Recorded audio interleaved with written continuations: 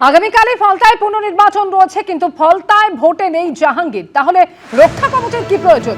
জাহাঙ্গীর খানের রক্ষা কবচ প্রত্যাহারের আবেদন রাজ্যের বিচারপতি সৌগত ভট্টাচার্যের বেঞ্চে দৃষ্টি আকর্ষণ করা হয়। কি জানালো এই বিষয়ে কলকাতা হাইকোর্ট, জানবো প্রতিনিধি সৌভিক মজুমদার এই মুহূর্তে টেলিফোনে রয়েছেন আমাদের সঙ্গে। সৌভিক, ঠিক কি নির্দেশ দিল আদালত? দেখো, কলকাতা হাইকোর্টের তরফ থেকে আপাতত ভাবে আজকে রাজ্য সরকারের তরফে যে আবেদন করা হয়েছিল সেখানে কোনো হস্তক্ষেপ করা হয়নি, কিন্তু রাজ্য সরকারের তরফ থেকে যে বক্তব্য রাখা হয়েছিল সেখানে তারা স্পষ্টত বলছেন যে এই গোটা ঘটনায় গতকালই ফলতার তৃণমূল কংগ্রেসের প্রার্থী জাহাঙ্গীর খান তিনি কিন্তু জানিয়েছেন যে তিনি এই নির্বাচন থেকে সরে দাঁড়াচ্ছেন। ফলে তিনি যখন নির্বাচন থেকে সরে দাঁড়াচ্ছেন তখন সেই পর্যায়ে এই কলকাতা হাইকোর্টের তরফ থেকে যে রক্ষা কবচ দেওয়া হয়েছিল সেই রক্ষা কবচের আদৌ আর এই মুহূর্তে জাহাঙ্গীর খানের কোনো প্রয়োজন নেই।